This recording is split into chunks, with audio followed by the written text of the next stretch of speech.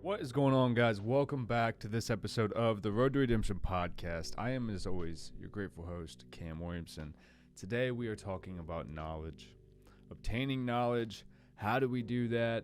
How do we find the desire to do that, especially if you're somebody like me who did not enjoy any aspect of school, really, and I actually got a GED. Instead of finishing traditional high school, I have some colleging, but everything that I do mainly professionally comes from what I've learned in my time of college and real life business experience. So I think knowledge is very important. I think it's easy to become ignorant when it comes to the subject of knowledge. I think as I once did, probably more recently than I'd like to admit, seeing someone with a stack of books seems very pretentious in a sense, where you go, what the fuck do you know? I'm sorry, I'm not supposed to swear on YouTube as much, but it's like, what do you know, man? What do you know? Did you write one of those or something? That's what always somebody asks when you have a whole stack of books. Yeah, it's great, you can read all these books. You ever write one of them things? It's like, yeah, I actually did, and that's a part of knowledge, but we'll get there.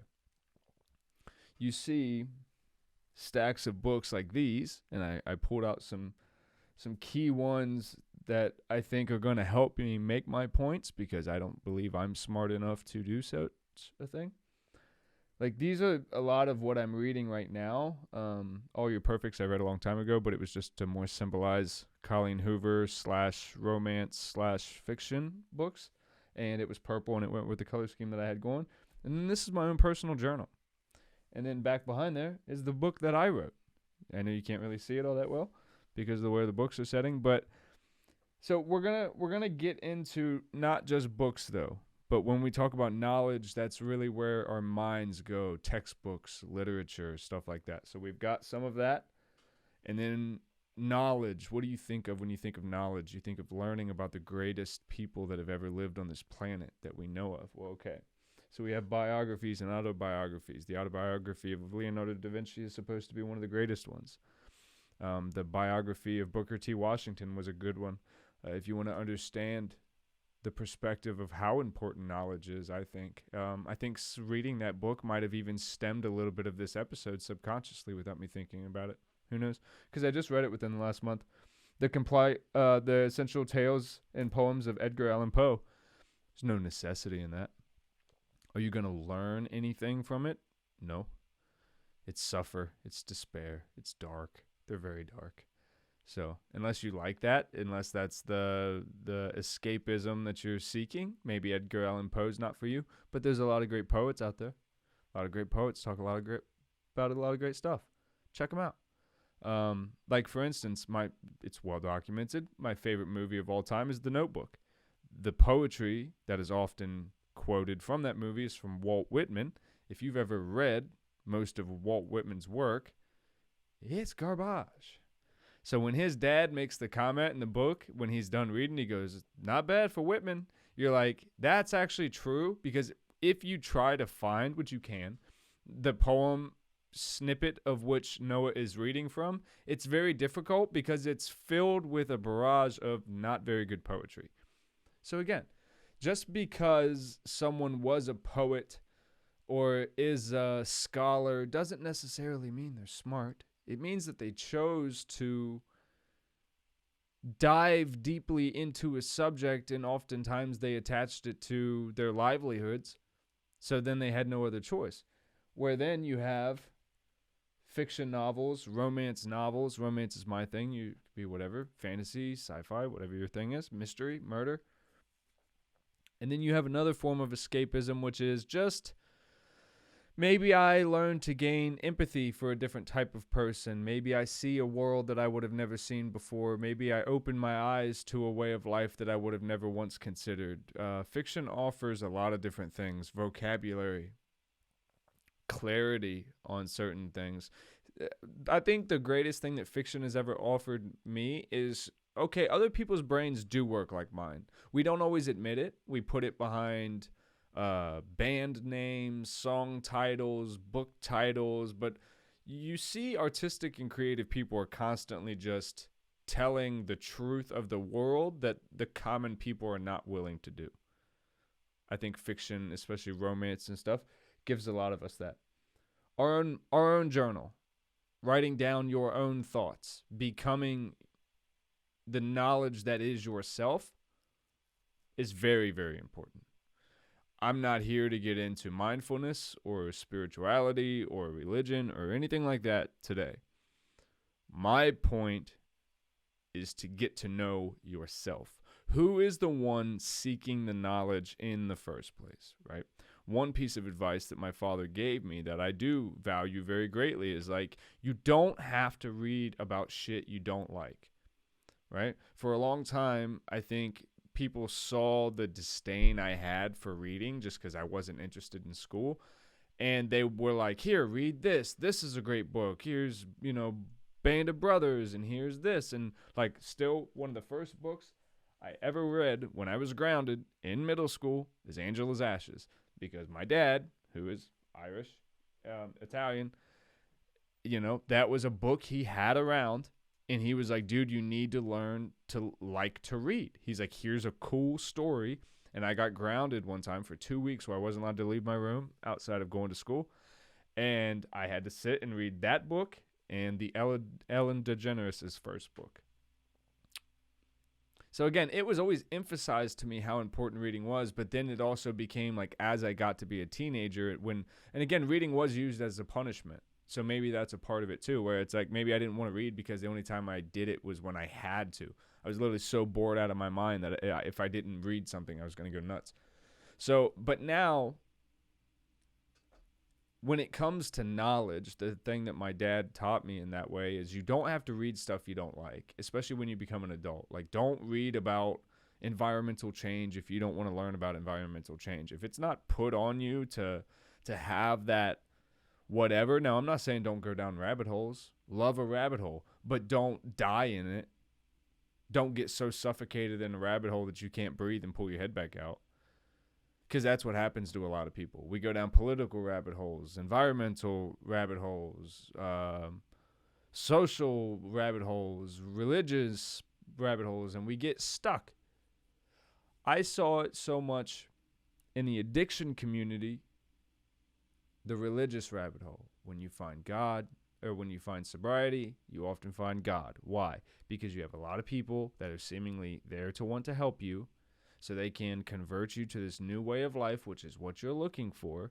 But instead of pushing you towards yourself and figuring out what's going on with you, which is more like what the 12 steps tries to do, religion sends you to God and goes, put your faith and grace and all these things to God for your knowledge to fill you, right? And that's kind of where I think religion gets lost, is they go, well, look to God for the knowledge.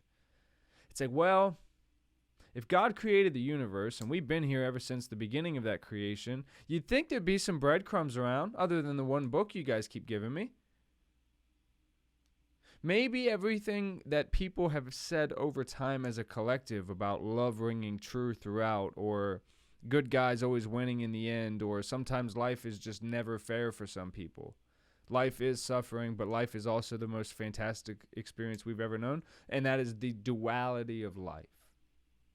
But that comes from gaining knowledge as a whole, not becoming a professor of whales and knowing everything about marine biology and then saying I'm a knowledgeable person. You are on whales, and that's great. You can have a PhD. I'll call you doctor, whatever. But you're not helping the world in a way that's like using your knowledge for the greater good. Sure, you're helping whales, and I'm not downplaying that at all. But I'm saying where your knowledge comes, where the seed of knowledge starts to stem from, is from you and from who you are. So like, if you are a person who loves marine biology and you want to save the planet by saving the dolphins and the whales and cleaning up the oceans and doing all these things, and then environmental control becomes a big part of your life, that's a natural fit. that comes from the stem of who you are. So I tend to believe that most of the time those people don't end up leading in anger and hate and yelling and you're doing this, you need to be doing what I'm doing type of thing, which is, I think in today's day and age where environmentalists get a bad rap, it seems like anything that was once labeled relatively caring has now been, in a lot of instances, rightfully labeled as outrageous. And that makes harder for us to gain knowledge on every scope of life. When we start to label every single thing as outrageous, we also label it as not worth our time, not worthy of looking into. There is a lot of outrageous shit that you should look into, that you should learn, that have a new perspective of life, so that way when you go through life and you encounter new opportunities, which you should be open to receive, new people, new experiences, new whatever,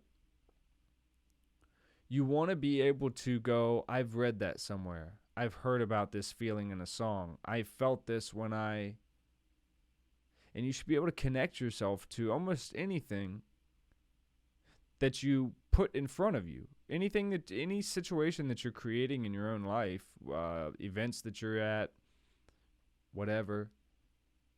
It should all be coming from this one place of like, this is what I feel led to do in my life, which I'm kind of basing this off one of our last episodes, which is why reading fiction is important, and also like the best book recommendations. All this comes from just a knowledge of self, a knowing of self, and giving the best version of yourself out to the world. So yes, if you're a Christian, I think it would behoove you to read a Quran. If you're a hardcore, fantasy fiction fan, maybe try Band of Brothers.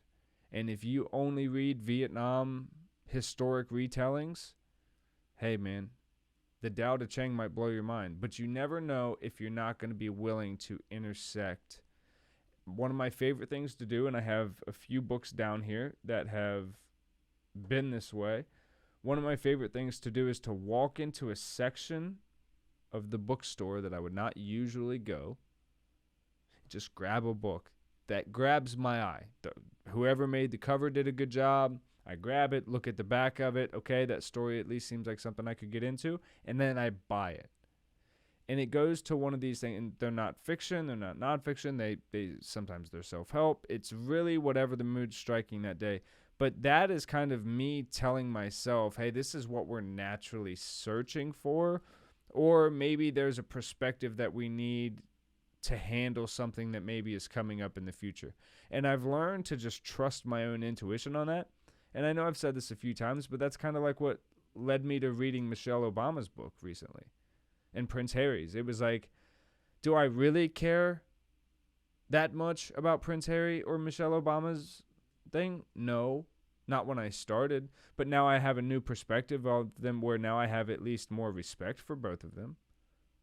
It's not that I didn't before. It's just I didn't know anything about them before. So now I do, and now I have more respect for them, where if I heard something bad happen to either one of them, I'd go, oh, that sucks, man. I read their book. That's, oh, man. You can gain the empathy of, again, just knowledge. Ignorance creates so much hate in this world and so much anger, and people say such dumb, ignorant shit out of hate and out of just not knowing better. Like, look how many world wars are started over religions, and you got two religions that basically believe the same shit, but because their deity dresses different, now we got to talk shit and throw bombs at each other because his wears a dress and his wears sandals. I got to blow you the fuck up. What are we talking about? Or again, you have Star Wars people that can't go in the same room with someone who would read the John Elway autobiography because, stigmas would say that the jock would beat up the bully and these two can't be around each other. It's complete nonsense. It's nonsense. The jock is reading Star Wars, and the kid that's reading Star Wars and playing computer games can do everything the jock can do if he fucking wanted to. It's just you have to know who you are. You have to find out who you are. You have to explore the things that make you excited. You have to take chances in life of finding out that you could be wrong. That's a hard one. when it comes to knowledge? What if I read this book and realize everything that my parents told me was bullshit? You know how long I didn't watch certain movies and stuff because I was like, dude, I'm not trying to have this can of worms opened. Or have doubt, especially if you're systemically brought up through any type of religious foundation. Having doubt is not something that sits comfortable in the stomach at night. So you have to learn to undo all this mental chatter and then use it to build your own core group of beliefs, which is in mental health, dialectical behavioral therapy and cognitive behavioral therapy is just that. It's getting down to the core beliefs of, what you believe as a human being. Like, from the base of who you are, from the time you wake up in the morning, what do you believe about life? Do you believe that you are safe to walk out the door? Do you believe that you are safe to speak your mind? Do you believe that you have a right to fill up space in a room? Do you feel you have a right to make an impact on the world? Do you feel like you have a right to learn the truth about yourself, about life, about people around you, about how to make money, about how to create a business? These are all things you can genuinely learn about if you give a fuck. And I think it's super important. I think the worst thing we've done in America is create the school system we've created, because we create a system that either breeds rich people that have tons of money and get put into school systems that are nice and safe and there's not a lot of distractions. And then you have the other people who deal with public school systems and it's kind of a fucking circus all the time. And education doesn't mean anything to anyone.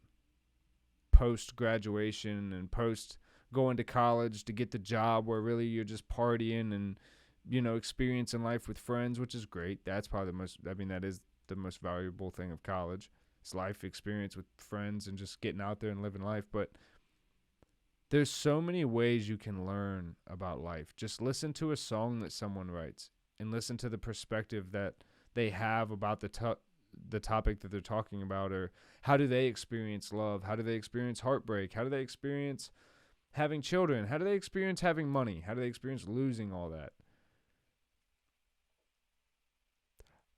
Paintings do the same thing. And again, with knowledge, you come to find art doesn't stop with paintings. Leonardo da Vinci has a biography book that's fucking fantastic so far. I'm encouraging you to get out of your own box if I can, right? Can I do that? The only way you're going to get out of your own box is with knowledge. Every insecurity you have, everything you tell yourself you can't do, it's just because you haven't learned how to yet. It's not that you can't. If it's been physically done in the world before, you physically can do it. The human potential has the ability. You just have to learn how. The longer you take to start learning, the less likelihood it is that you're going to get anywhere close to becoming a master of it. Whether it's love, science, money, business, whatever, religion, whatever your thing is, find your thing. Let it drive you. Let it make you smarter. Let it make you a better person. Let it make you kinder, please. That's going to be it for us today, guys. Go ahead and like this episode. Give us a thumbs up. It really helps. Subscribe. Hit the bell if you want to see everything as soon as I drop it. And I will see you in the next episode. I love you so much.